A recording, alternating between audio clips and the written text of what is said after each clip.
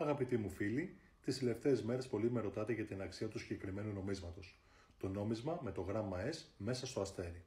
Το νόμισμα αυτό κόπηκε για λογαριασμό της Ελλάδος τόσο στη χώρα μας όσο και στη Φιλανδία και μόνο για το 2002 κόπηκε σε 145.400.000 νομίσματα.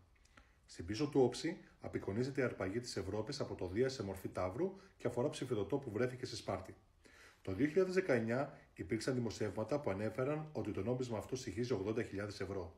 Αυτό συνέβη γιατί κάποιος Έλληνας πολιτής στο eBay ανέφερε ότι το νόμισμα με το γράμμα S που βρίσκεται στο κατώτερο αστέρι της πίσω πλευράς του νομίσματος είναι σφάλμα και ότι αυτός είναι κάτοχος του μοναδικού νομίσματος. Δεν γνώριζε ότι το S υποδηλώνει ότι το νόμισμα αυτό έχει κοπεί σε νομισματοκοπείο της Φιλανδίας και μάλιστα σε 70 εκατομμύρια νομίσματα. Άρα, η αξία του νομίσματος αυτού είναι όσο αναγράφει ονομαστική του αξία, δηλαδή 2 ευρώ.